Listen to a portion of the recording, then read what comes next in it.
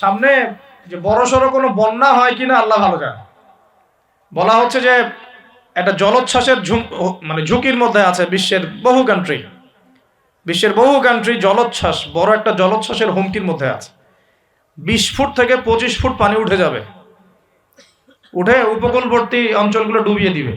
এটা এখন গবেষকরাই বলছেন, বিজ্ঞানীরা। আর আমরা তো আগেই বলেছি, যখন একটা জনপদের মধ্যে শিরকের পাপ বেশি হয়, কোন পাপ? শিরকের পাপ। শিরক শুধুমাত্র ওই মূর্তি পূজা করাই শিরক নয়, আপনাদেরকে জানাই দিতে চাই, কবর পূজা করাও শিরক। কথা কি বুঝতে পারছেন? আমার কথা কিভাবে নিবেন জানি না, কিন্তু আমাকে তো বলতে হবে। শুধু মূর্তি পূজা করাই শিরক না, কবরে সেজদা করাও শিরক। তো যখন শিরকের সয়লাব হয় একটা এলাকার মধ্যে, একটা জাতির মধ্যে, তখন নূহ আলাইহিস সালামের কওমকে আল্লাহ পাক যেমন প্লাবন দিয়ে ভাসিয়ে দিয়েছিলেন, ওরকম বন্যা জলোচ্ছ্বাস প্লাবন দিয়ে ভাসিয়ে দিবেন আল্লাহ। কারণ নোংরামি ধুইতে হইলে অনেক পবিত্র পানির দরকার আর কি। আর শিরক হচ্ছে সবচেয়ে নোংরা জিনিস। আল্লাহর জমিনের সবচেয়ে নোংরা জিনিস কি? শিরক। এগুলো তো গেল ধর্মতাত্ত্বিক শিরক। এখন তো শিক্ষার মধ্যেও শিরক, শিক্ষার মধ্যেও শিরকি আকীদা ঢুকিয়ে দেওয়া হচ্ছে। এবং এটা কোন আকীদা, এটা বলার তো আর প্রশ্ন আসে না, সবাই বোঝেন কোন আকীদা। যখন মানুষ কোরআনের সৃষ্টিতত্ত্ব বাদ দিয়ে মানব রচিত সৃষ্টিতত্ত্ব বইয়ের মধ্যে ঢুকায়, এগুলো শিরক না? অর্থনীতির মধ্যে এখন শিরক আছে। কিরকম? আল্লাহ পাক হালাল যে অর্থনীতি দিয়েছেন, ওটাকে বুড়া আঙ্গুল দেখিয়ে এখন সুদ ভিত্তিক অর্থনীতি চলছে সব জায়গায়। তো আল্লাহ পাকের হালালকে যে হারাম করে, এটা শিরক না?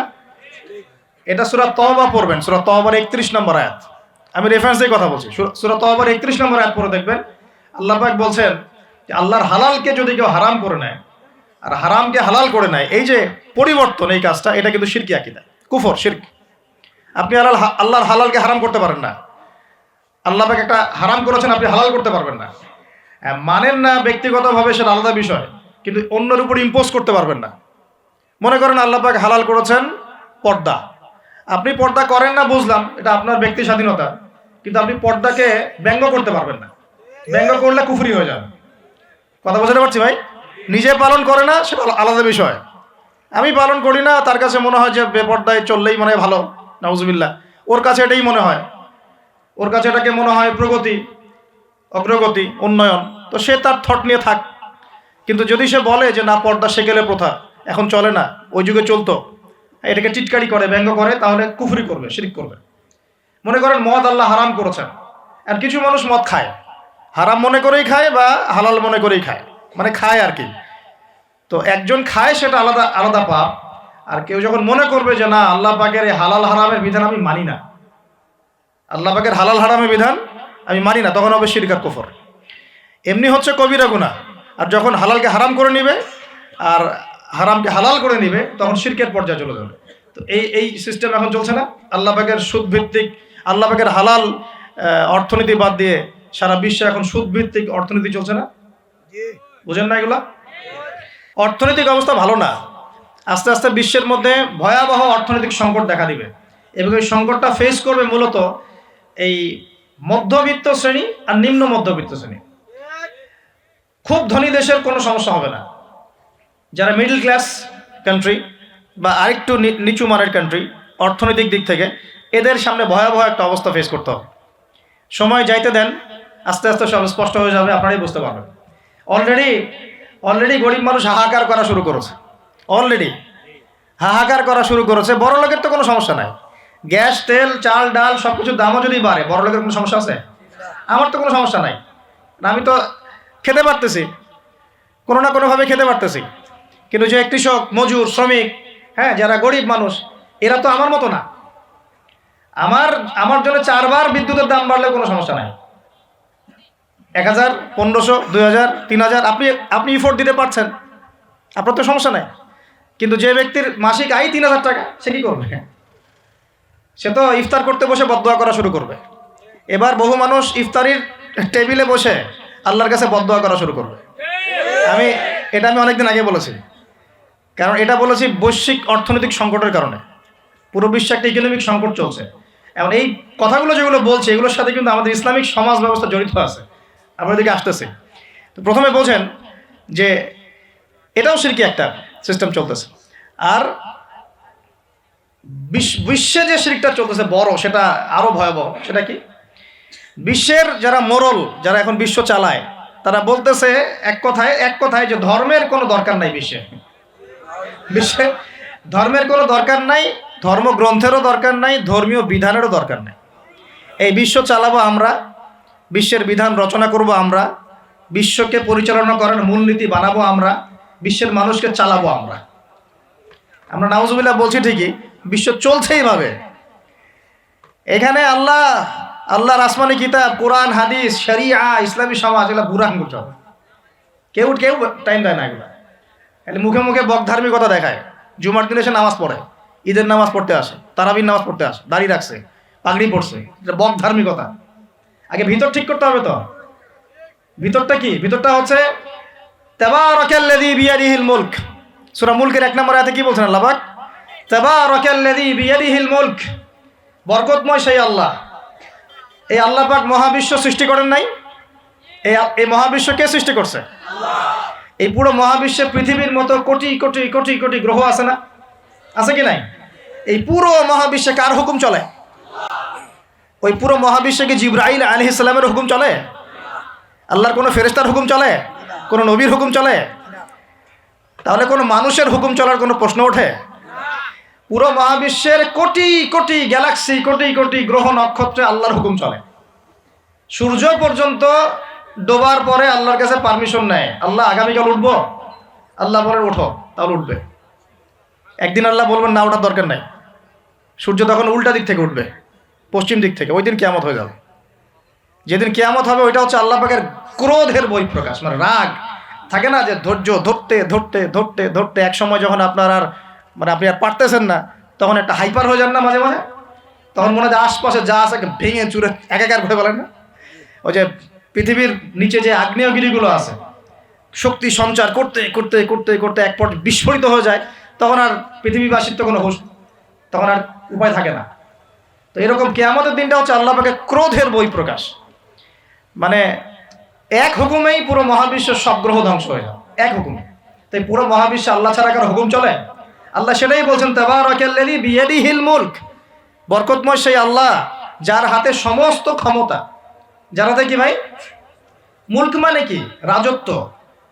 এখনকার তোমরা যারা পলিটিক্যাল সায়েন্স পড়াও, তোমাদের বা আপনাদেরকে বলছি, রাজত্ব মানে কি? রাজত্বের ইংরেজি প্রতিশব্দ কি? সভরেন্টি। মানে বলেন, সভরেন্টি মানে কি? সার্বভৌমত্ব। মানে কি? সার্বভৌমত্ব। আল্লাহ পাক বলছেন মহাবিশ্বের সার্বভৌমত্ব আমার হাতে। কার হাতে? মহাবিশ্বের সার্বভৌমত্ব কার হাতে? সভরেন্টি কার হাতে? দুনিয়াতে এই সভরেন্টি, সার্বভৌমত্ব মানুষের হাতে। বুঝেন নাই মনে হয়? এই দুনিয়াতে সভরেন্টি, মুলক, সার্বভৌমত্ব এখন আল্লাহর হাতে নাই, মানুষের হাতে। মানুষ যা মনে করে তাই চালায়। এখন আল্লাহ পাকের বিধান, আল্লাহ রাসূল, এগুলো বাদ। তো এটা হচ্ছে সবচেয়ে বড় শিরক সারা বিশ্বের। এটা সারা বিশ্বের সবচেয়ে বড় পর্যায়ে শিরক। তো শিরকে ডুবে আসি আমরা, এটাকে বোঝেন। আমি তো বলছি না যে এখন এই প্রবলেমসগুলোকে রাতারাতি সলভ করা যাবে, এমনটা তো বলছি না। বলছি পুরো ওয়ার্ল্ডে এরকম শিরকি একটা সিস্টেম প্রতিটা ক্ষেত্রে চলছে। কিভাবে সলভ করবেন সেটা পরের বিষয়, আগে তো বুঝতে হবে কোথায় আছে বিশ্ব এখন।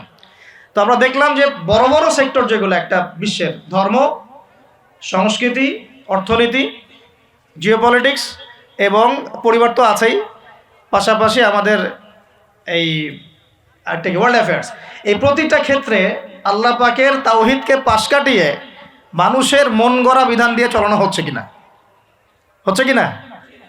বুঝতে পারছেন না আমার কথা? সুদ কি মানুষের বিধান না আল্লাহর বিধান? বলেন, আরো খোলামেলা বলে, সুদ কি মানুষের বিধান না আল্লাহর বিধান?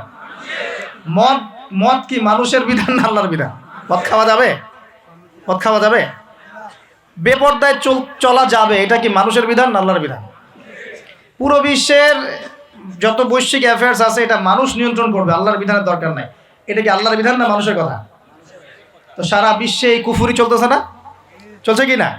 এখন এই বিশ্বটা বোঝেন, তারপরে আপনি একটা বোঝেন। এখন আল্লাহ পাক বলছেন, এখন আমি মুহাম্মদ সাল্লাল্লাহু আলাইহি ওয়াসাল্লামের কাছে এমন কিতাব দিয়েছি যে কিতাবে এই সব সমস্যার সমাধান আছে। সুবহানাল্লাহ।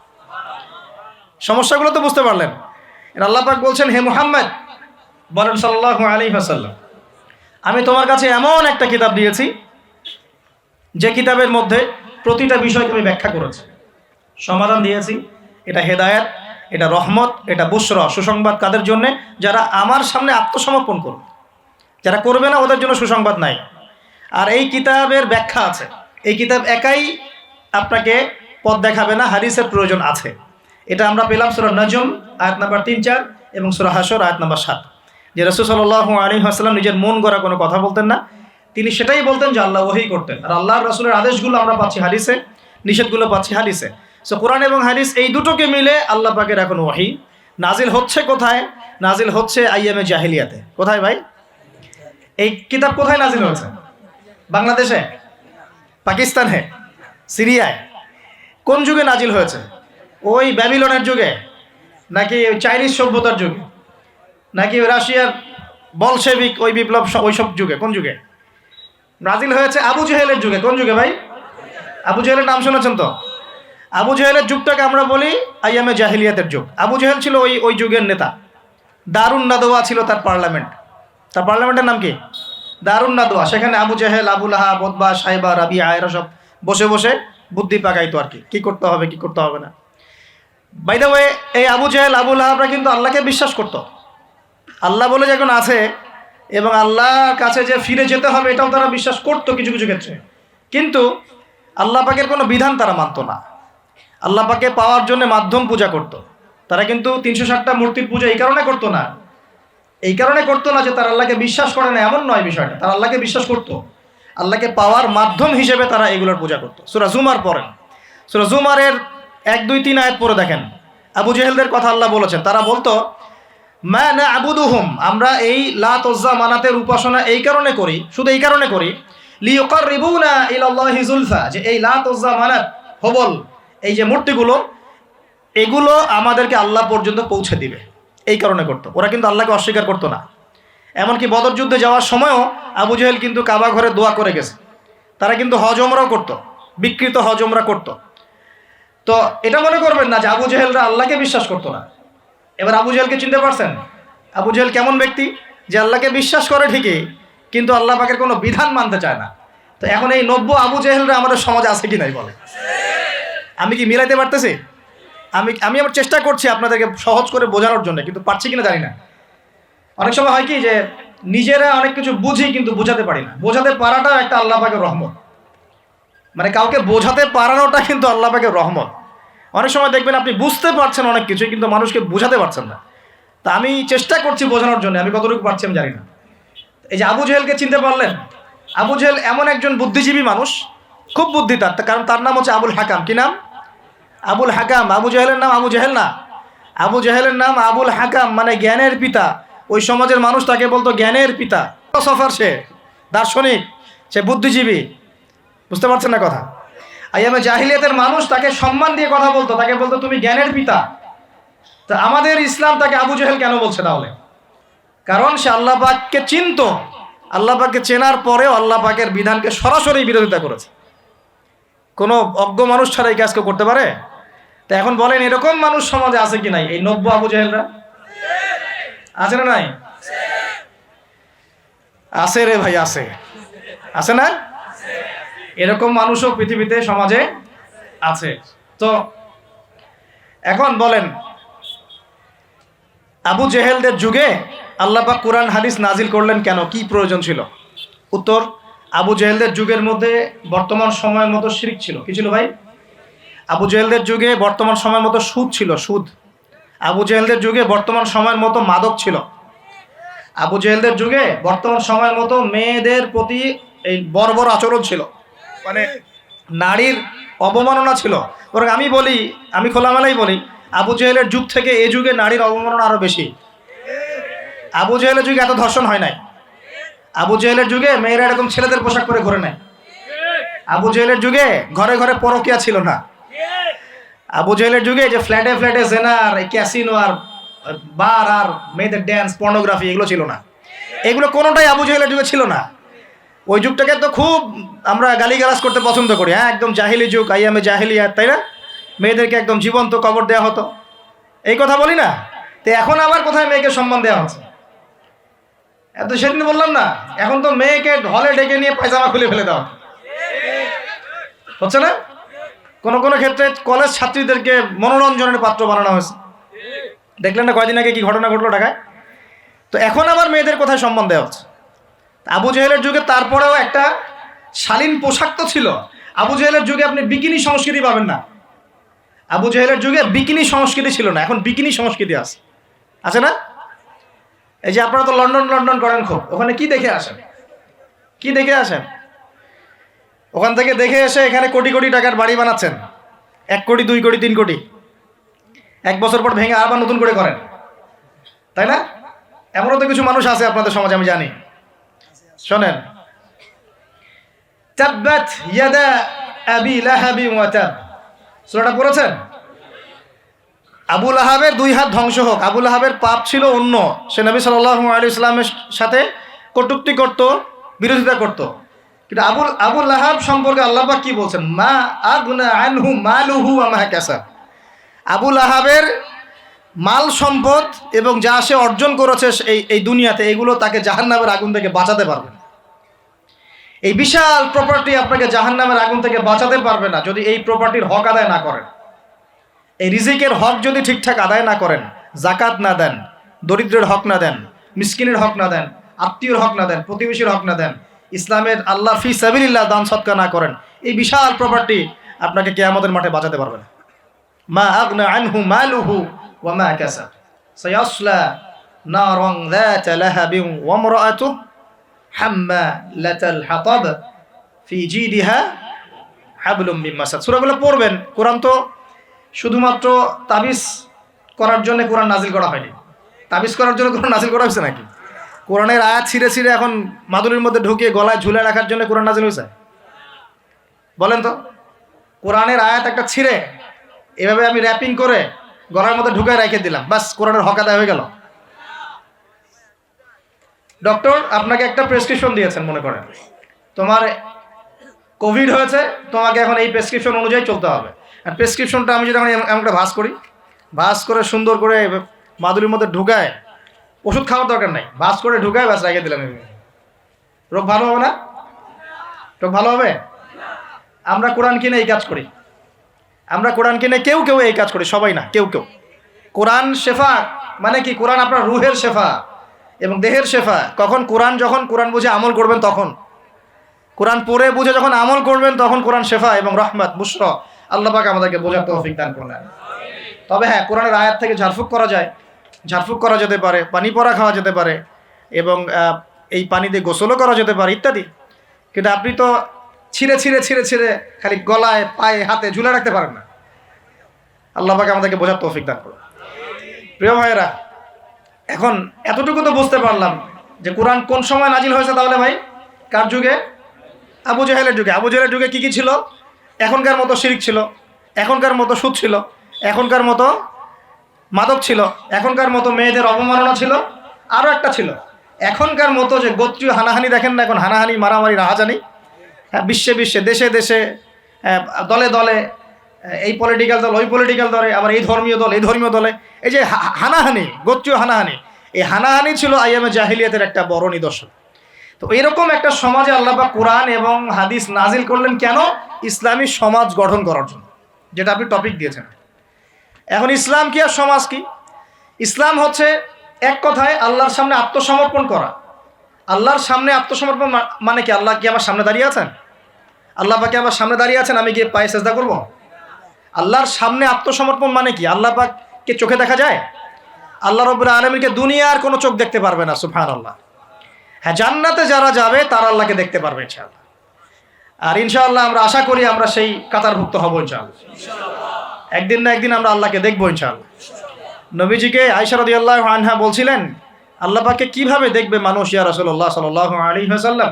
তিনি বলছেন যে, তোমরা পূর্ণিমার চাঁদ দেখতে তোমাদের কোনো অসুবিধা হয়? তখন সাহাবীরা বলছেন, না, পূর্ণিমার চাঁদ তো আমরা জাজল্যমান দেখতে পারি।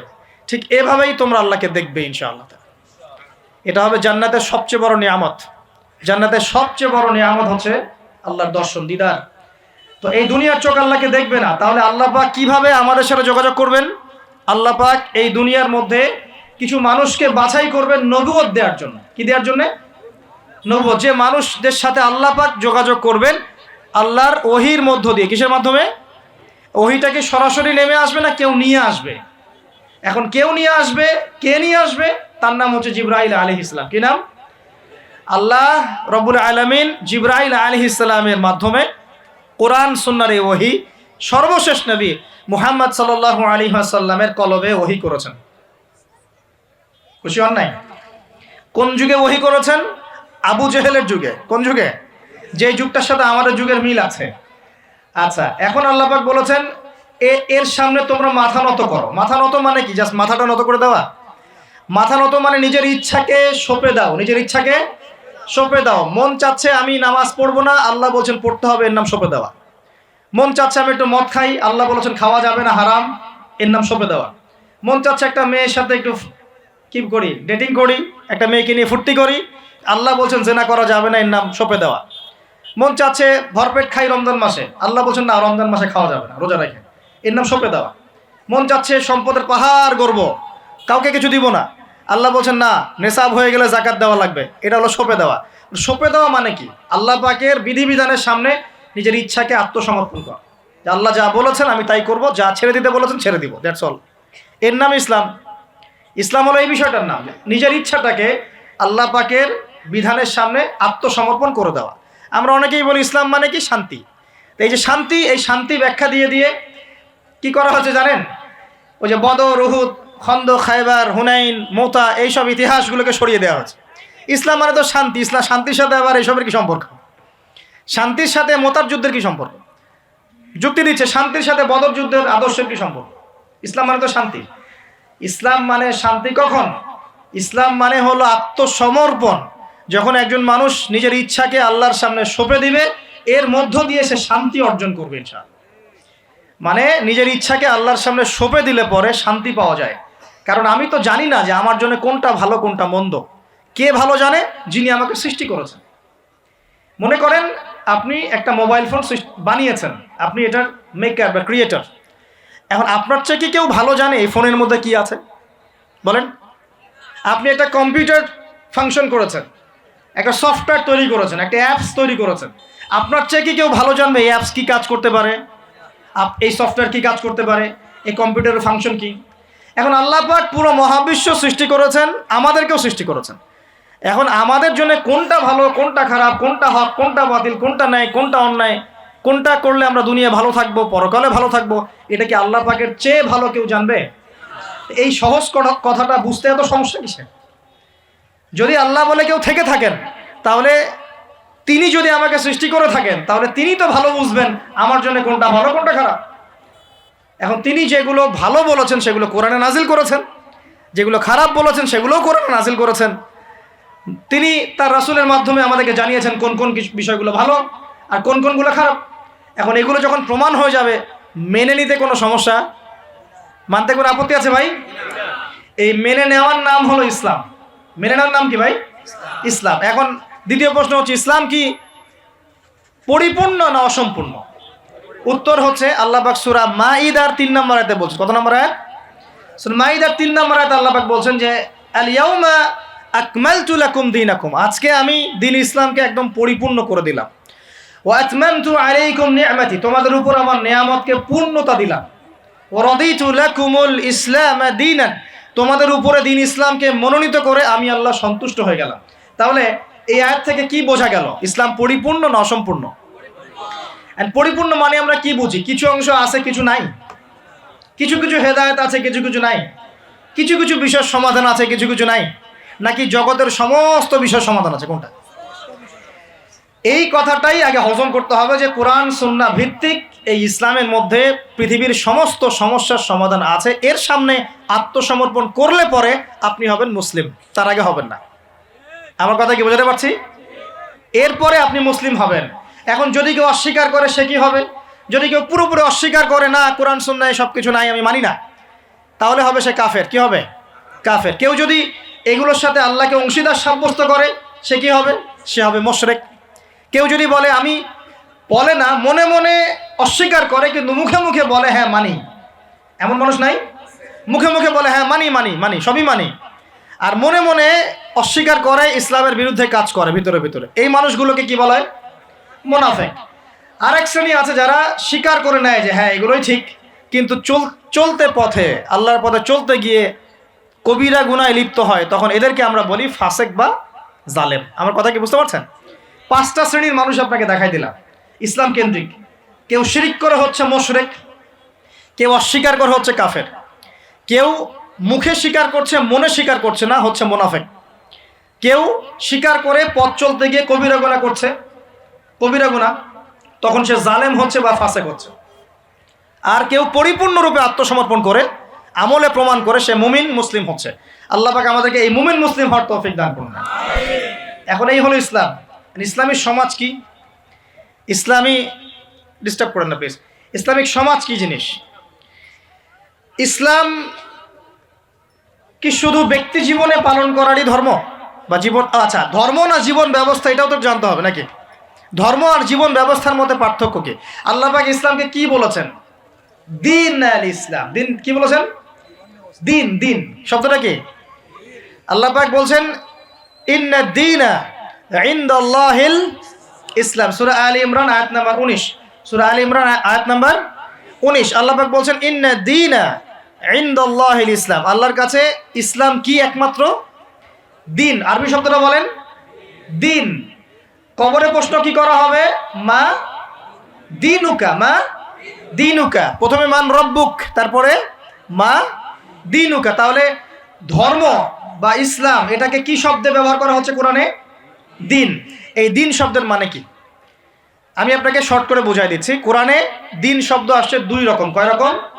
2 রকম। একই বানান, একদম একই বানানেই 2 রকম দিন শব্দ আছে। একটা হচ্ছে মালিকি ইয়াউমিদ্দিন, পড়ে না সূরা ফাতিহায়, মালিকি ইয়াউমিদ্দিন। এই যে এখানে দিন, এই দিন শব্দের যে বানান আর ইন্না দীনা ইনদাল্লাহিল ইসলাম, এই দিনের যে বানান একদমই সেম। আবার আমপারা অন্য সূরা আছে ওয়ামা আদরাকা মা ইয়াউমুদ্দিন সুম্মা মা আদরাকা মা ইয়াউমুদ্দিন। এই যে দিন শব্দ, এগুলোর বানান কিন্তু সেম। পার্থক্য কোথায়? এই দিনের 2টো অর্থ হয়। কয়টা অর্থ হয়? একটা অর্থ হচ্ছে মালিকি ইয়াউমিদ্দিন বলতে আল্লাহ পাক বোঝান কিয়ামত দিবস। কিয়ামত দিবস মানে যেদিন আমাদের বিচার করা হবে, এই দিবসটাকে বোঝাতে আল্লাহ পাক দিন শব্দ ইউজ করেছেন। আবার এই রিলিজিয়ন ইসলামকে বোঝাতেও দিন শব্দ ইউজ করেছেন। এখানে দিন শব্দ হলো জীবন ব্যবস্থা। জীবন কি ভাই? ব্যবস্থা। এখন জীবন ব্যবস্থা মানে কি? জীবন ব্যবস্থা মানে কি যে জীবনের কিছু অংশের হেদায়েত পাওয়া যাচ্ছে, বাকি অংশে পাওয়া যাচ্ছে না, বিষয়টা কি এমন নাকি জীবন ব্যবস্থা মানে জীবনের প্রতিটা ক্ষেত্রের সমাধান আছে এমন? বলেন, উত্তর দেন। আল্লাহ পাক বলছেন ওয়ামা ইয়াবতাগি গায়রাল ইসলামি দীনান ফালা ইউকবালা মিন। কেউ যদি ইসলাম ছাড়া অন্য কোনো জীবন ব্যবস্থা তালাশ করে, তার কাছ থেকে কিছুই কবুল করা হবে না। আল্লাহ আবার বলছেন যে আল ইয়াউমা আকমালতু লাকুম দীনাকুম, এই দিনটাকে আমি কামিল করেছি, পরিপূর্ণ করেছি। আল্লাহ পাক নিজেই বলছেন এই দিন আমার কাছে গ্রহণযোগ্য। আল্লাহ নিজেই বলছেন এই দিনটাকে আমি কামেল করেছি, পরিপূর্ণ করেছি। আল্লাহ নিজেই বলছেন এই দিন বাদ দিয়ে অন্য দিন কবুল হবে না। তাহলে এই দিন কি অসম্পূর্ণ থাকতে পারে? নিঃসন্দেহে এটা পরিপূর্ণ। এন্ড পরিপূর্ণ মানে কি? ওই যে প্রথম একটা আয়াত তেলাওয়াত করেছিলাম সূরা নাহল আয়াত নাম্বার 89, আল্লাহ বলেছেন তিবিয়ানান লিকুল্লি শাই। কোরআন সুন্নাহয় আমি সব ব্যাখ্যা করেছি। আরও একটা দলিল দিয়ে দিই, সূরা কাহফ আয়াত নাম্বার 54। কত নম্বর আয়াত ভাই? এগুলো বাসায় গিয়ে চেক করে দেখেন, বাসায় গিয়ে একটু পড়াশোনা করেন, না হলে শুধু শুনবেন এক কান দিয়ে আর বেরো যাওয়া আর কান দিয়ে। আর রেফারেন্স চেক করে যদি দেখেন সব ঠিক আছে, তখন মেনে নেওয়ার চেষ্টা করেন। আমি আগে বলছি না যে মানার দরকার আছে, আমি এখন বলছি মানার দরকার নাই। বাসায় গিয়ে আগে চেক করবেন, যদি দেখেন হ্যাঁ সব কথা ঠিক আছে, তারপরে মানার চেষ্টা করেন। আল্লাহ পাক তৌফিক দান করুন। এখন আসেন, আল্লাহ সূরা কাহফের 54 নম্বর আয়াতে বলছেন যে ওয়ালাকাদ সাররাফনা ফি হাযাল কুরআন লিন-নাসি মিন কুল্লি মাসাল। আমি এই কোরআনে মানব জাতির জন্য প্রতিটা বিষয়কে ব্যাখ্যা করেছি। এবার আরো স্পষ্ট হয়ে গেল, ইসলাম, কোরআন এবং সুন্নাহয় এমন কোনো বিষয় নাই যা নাই। এই হলো পরিপূর্ণ জীবন ব্যবস্থা। জীবন ব্যবস্থার কয়টা দিক থাকে? সহজ করে বলছি 6টা দিক। কয়টা দিক? জীবন ব্যবস্থা মানে আপনার ধর্মীয় জীবন আছে। ধর্মীয় জীবন কি একটু বোঝেন এখানে? ধর্মীয় জীবন মানে এখানে আপনি নামাজ, রোজা, হজ, যাকাত, তাসবিহ, তাহলিল, জিকির, আজগার, এই কাজগুলো করেন। এগুলো আপনার ধর্মীয় কাজ, ঠিক আছে? আচ্ছা, একটা জীবন হলো আপনার পারিবারিক জীবন। পারিবারিক জীবনে আমরা বিয়ে শাদী, সন্তান প্রতিপালন, স্ত্রীদের হক আদায়, মা বাবা ভাই বোন ইত্যাদি, এই যে পুরো একটা পরিবার বন্ড, এই যে সিলাতুর রাহিম, আত্মীয়তার রক্তের সম্পর্ক, এটা আপনি রক্ষা করেন। এটা হলো আপনার পারিবারিক লাইফ 2 নাম্বার। 3 নাম্বার হচ্ছে আপনার একটা সাংস্কৃতিক জীবন আছে, মানে আপনি কি সংস্কৃতি ফলো করবেন, কোন কালচার ফলো করবেন, এটা একটা জীবন আছে। 4 নাম্বার হচ্ছে আপনার ইকোনমিক লাইফ, ব্যবসা, আপনার অর্থনৈতিক জীবন। এখানে আপনি ব্যবসা বাণিজ্য, চাকরি বাকরি, মোয়ামেলাত, এই বিষয়গুলো করবেন। 5 নাম্বার আপনার পলিটিক্যাল লাইফ, যেখানে আপনি আল্লাহ পাকের খলিফার দায়িত্ব পালন করবেন। আর 6 নাম্বার হচ্ছে গ্লোবাল অ্যাফেয়ার্স, মানে আপনি পুরো ওয়ার্ল্ডকে ডিল করবেন কীভাবে, যদি আপনি রাষ্ট্রের প্রধান হন বা আপনার রাষ্ট্রের দায়িত্ব থাকে। তো এই 6টা বিষয়কে নিয়েই মোটামুটিভাবে আমাদের এই জীবন। এর বাইরে কি জীবনে কোনো ক্ষেত্র আছে নাকি? বলা বুঝেন নাই মনে হয়।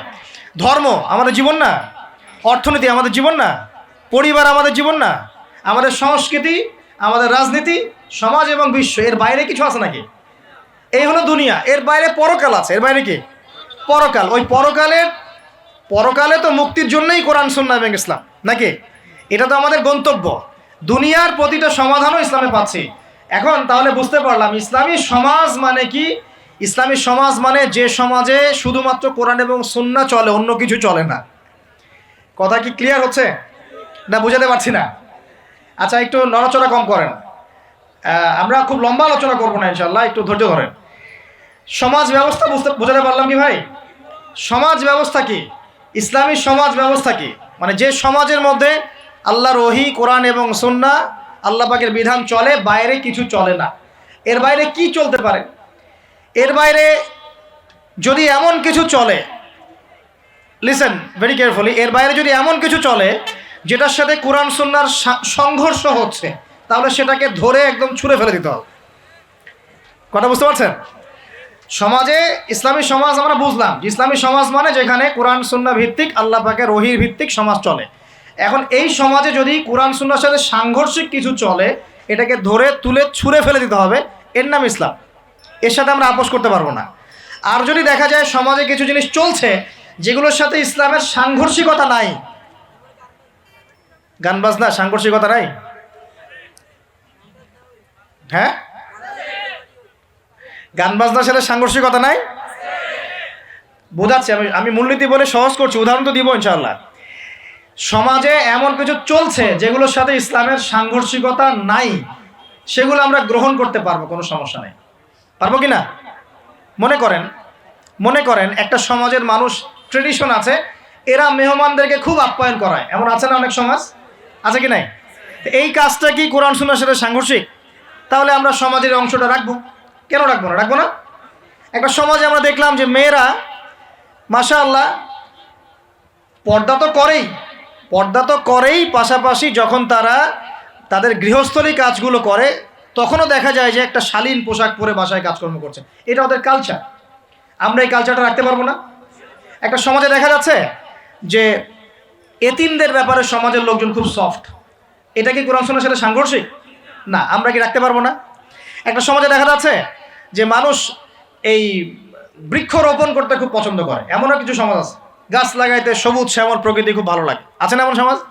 এই জিনিসটা কোরআন সুন্নাহর সাথে সাংঘর্ষিক, তো রাখতে পারবো না আমরা এটা। এরকম এক্সাম্পল দিয়ে শেষ করা যাবে না। এরকম অগণিত কাজ আছে যেগুলো কোরআন সুন্নাহর সাথে সাংঘর্ষিক নয়, কিন্তু সমাজে চলছে।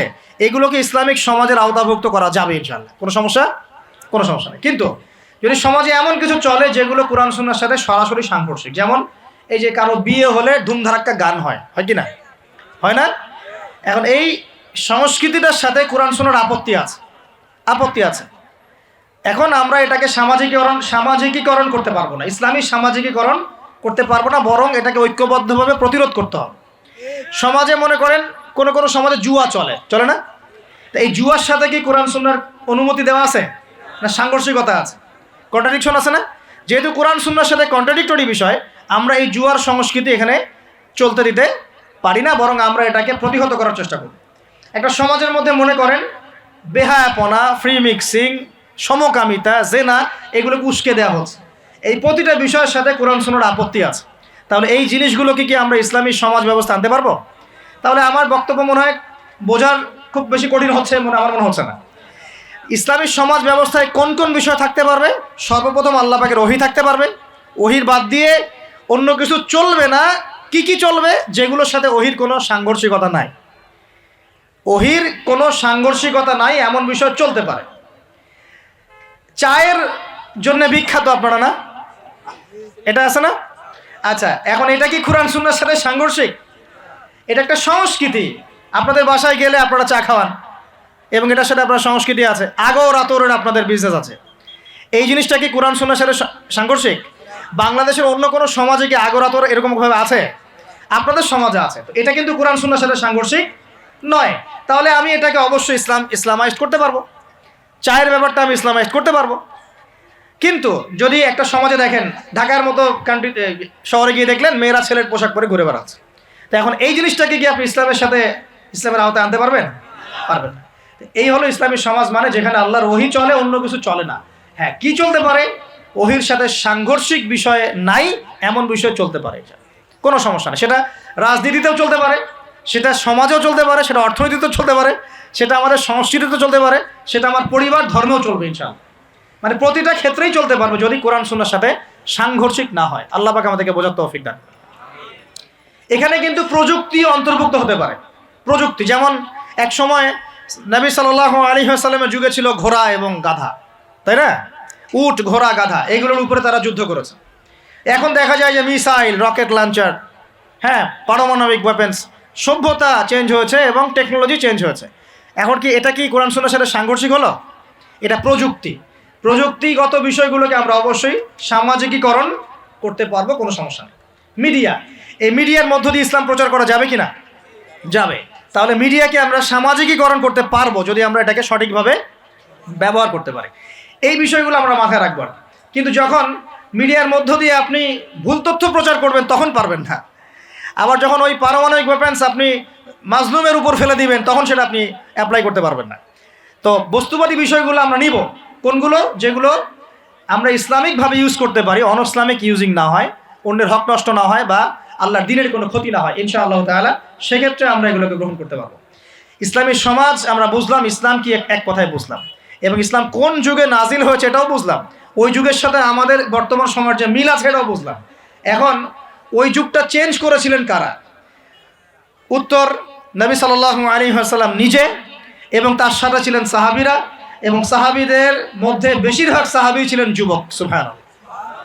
ওমর যুবক ছিলেন না বুড়া ছিলেন? হামজা যুবক ছিলেন না বৃদ্ধ ছিলেন? হুজাইফা যুবক না বৃদ্ধ ছিলেন? উসমান রাদিয়াল্লাহু আনহু তখন যুবক ছিলেন না বৃদ্ধ ছিলেন? জাফর ইবনে আবি তালেব, আলী ইবনে আবি তালেব, বেলাল ইবনে রাবাহ, আব্দুর রহমান বিন আউফ, যায়েদ ইবনে হারেসা, আব্দুল্লাহ বিন মাসউদ, এই নাম জানা না জানা অসংখ্য সাহাবী, বেশিরভাগ যুবক ছিলেন না বৃদ্ধ ছিলেন? তো নবী সাল্লাল্লাহু আলাইহি ওয়াসাল্লাম কাদেরকে নিয়ে সমাজটা পরিবর্তন করলেন? যুবকরা একটু মনোযোগ দেন, এই অংশটুকু আপনাদের জন্য স্পেশাল। এখান থেকে ফিনিশিংয়ের দিকে যাবো ইনশাআল্লাহ। তো নবী সাল্লাল্লাহু আলাইহি ওয়াসাল্লাম কাদেরকে নিয়ে ওই আবু জেহেলের সমাজ পরিবর্তন করলেন? বলেন। এবং কি হাতে নিয়ে করলেন? আল্লাহর ওহী, মানে কোরআন এবং হাদিস। এটাকে শুধু মুখে মুখে আমল করে বলেছেন না, নিজে আমল করে দেখিয়েছেন, নিজে বিশ্বাস করেছেন, স্বীকৃতি দিয়েছেন, আমল করেও দেখিয়েছেন, মানুষকে দাওয়াতও দিয়েছেন। এখন একা একা করেছেন না সবাইকে নিয়ে করেছেন? তার মানে ইউনিটি লাগবে। কি লাগবে ভাই? একা একা পারা যাবে না। এই যে আমি একা একা লেকচার দিয়ে যাচ্ছি, আসলে আমি দিন কায়েম করতে পারবো না। এখানে আমি আপনাকে দিনের কিছু নসিহত করতে পারবো, কিছু দাওয়াত দিতে পারবো, কিন্তু আমি কিন্তু এখানে দিন কায়েম করতে পারবো না। একা একা দিন কায়েম করা যায়, একা একাও যায় না, এক শ্রেণীর মানুষকে নিয়েও যায় না। মুসলিমদের মধ্যে মনে করেন যে মুসলিমদের মধ্যে একটা এলাকার মুসলিম আছে, মনে করেন এক লাখ, কথার কথা বলছি, 1 লাখের মধ্যে 1000 মানুষ সব কিছু বোঝে, বাকিরা এতটা বোঝে না। ওদেরকে বোঝাতে হবে। ওদের কি করতে হবে? বোঝাতে হবে। ওই আমরা যদি মনে করি আমি 1000 আমিই সব করতে পারবো, ভুল করবেন। তখন কি হবে? জাহেলিয়াতের সংখ্যা গরিষ্ঠতার স্রোতে আমি হারিয়ে যাব। কথা বুঝতে পারছেন? নবী সাল্লাল্লাহু আলাইহি ওয়াসাল্লাম কিভাবে করেছেন? তার আগে আমি একটু প্রশ্ন করি, কত বছর লেগেছে তার সমাজ পরিবর্তন করতে? বলেন। 23 বছর। এত মাশাআল্লাহ। 23 বছর পরে ওই মক্কায়, ওই আবু জেহেলের যুগেই, আবু জেহেলের সেই যুগ কি আর বাকি থাকলো? 23 বছর পর কি শিরক ছিল ওই যুগের মধ্যে? আর মক্কায় কোনো সুদ ছিল? মক্কায় কোনো মাদক, কোনো জেনা, ব্যভিচার, মেয়েদের শ্লীলতাহানি, ধর্ষণ, জেনা, হ্যাঁ, গুম খুন, তারপরে আপনার এই যে গোচ্চ হানাহানি মারামারি কোনোটা কি আর বাকি ছিল? মানে 23 বছরের সমাজ টোটাল নিট অ্যান্ড ক্লিয়ার, সাফ। কত বছর? 23 বছর। কিভাবে করলেন? প্রথমত তিনি ওহির জ্ঞানের চর্চা করেছেন, নিজে আমল করেছেন, সাহাবীদেরকে শিখিয়েছেন, এবং সাহাবীরা সবাই মিলে দাওয়াতি কাজ করে একটা জনসমষ্টি তৈরি করেছেন কি না? প্রথমে কি নবী সাল্লাল্লাহু আলাইহি ওয়াসাল্লাম প্রকাশ্যে দাওয়াত দেওয়া শুরু করেছেন? না। প্রথম 3 বছর, কত বছর? তিনটা বছর নবী সাল্লাল্লাহু আলাইহি ওয়াসাল্লাম গোপনে মানুষকে দাওয়াত দিয়েছেন। কিভাবে ভাই? গোপনে, man to man, door to ডোর।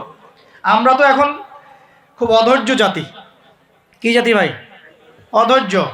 1 বছর ধরে যদি একটা কথা বলি, পরের বছর ওয়াজ করতে আসলে বলে হুজুর এই ওয়াজ তো গত বছর একবার শুনছি, দরকার অন্য নতুন ওয়াজ করেন। এমন করে না মানুষ?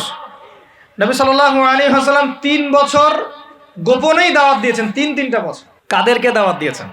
উত্তর, প্রথমত তার নিজের মানুষদেরকে, নিজের স্ত্রী, নিজের যায়েদ ইবনে হারেসা পালক পুত্র ছিলেন, নিজের চাচাতো ভাই জাফর ইবনে আবি তালেব, আলী ইবনে আবি তালেব, নিজের খুব কাছের মানুষ আবু বকর সিদ্দিক রাদিয়াল্লাহু আনহুর হাত ধরে পরে ওসমান বিন আফফান, আব্দুর রহমান বিন আউফ, তালহা বিন উবাইদুল্লাহ, জুবাইর বিন আওয়াম আস্তে আস্তে ছড়িয়ে পড়ছে।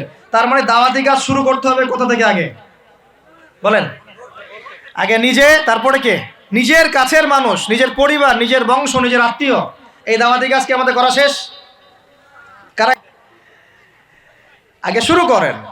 আগে তো নিজেকে দিয়ে শুরু করতে হবে নাকি ভাই? নিজের পরিবারের সবাই নামাজি, নামাজের দাওয়াত দিচ্ছি কিনা?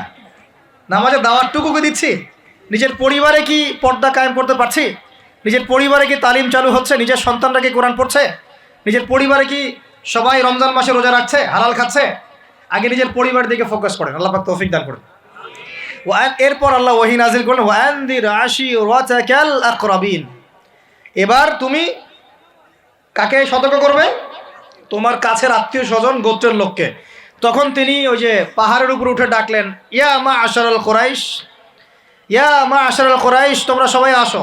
এই বনু আদি, বনু তাইম, হ্যাঁ, বনু মখজুম, তারপরে যে বনু হাশিম, সব গোত্র জড়ো হলো। জড়ো করে তিনি সব গোত্রকে বলছেন যে আমি মুহাম্মদ সাল্লাল্লাহু আলাইহি ওয়াসাল্লাম যদি আপনাদেরকে বলি এই পাহাড়ের পিছনে একটা সেনাবাহিনী অপেক্ষা করছে, আপনাদেরকে আক্রমণ করবে, আপনারা কি আমার কথা বিশ্বাস করবেন? তখন সবাই এক বাক্যে বলল, কেন বিশ্বাস করব না? তোমাকে কখনো আমরা মিথ্যাবাদী পাই নাই, তুমি আস-সাদিকুল আমিন, সত্যবাদী আমিন।